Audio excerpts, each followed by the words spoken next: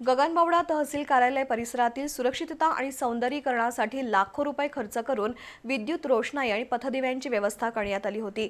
रात्रीच्या वेळी या परिसरात उजेड राहावा असा उद्देश यामागे होता।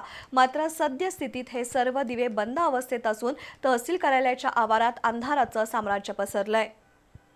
गगनबावडा तहसील कार्यालय हे तालुक्याचं मुख्य प्रशासकीय केंद्र आहे। या ठिकाणी दररोज शेकडो नागरिक विविध कामांच्या निमित्ताने येत असतात। रात्रीच्या वेळी या परिसराची सुरक्षा महत्त्वाची असल्यानं प्रशासनानं मोठ्या प्रमाणावर निधी खर्च करून हायमास्ट दिवे आणि इतर विद्युत उपकरणं बसवली होती। सुरुवातीचे काही दिवस हे दिवे झगमगले, परंतु अधिकारी वर्गाच्या दुर्लक्षामुळे हे दिवे काही दिवस चालू तर कधी बंद राहतायत। लाखो रुपये खर्च करूनही जर रात्री अंधारच राहणार असेल तर हा खर्च कोणाच्या फायद्यासाठी केला गेला असा प्रश्न उपस्थित होतोय।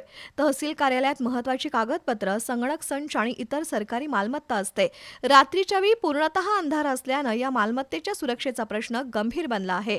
लाखो रुपयांची गुंतवणूक केल्यानंतरही वीज पुरवठा नियमित का ठेवला जात नाही याबाबत प्रशासकीय स्तरावर कमालीची उदासीनता आहे। वारंवार दिवे बंद राहत असूनही अधिकारी वर्गाचं त्याकडे साफ दुर्लक्ष झालंय।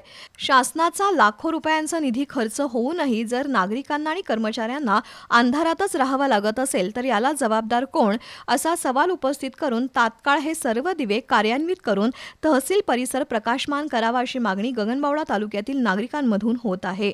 बी न्यूजसाठी गगनबावड्याहून चंद्रकांत पाटील।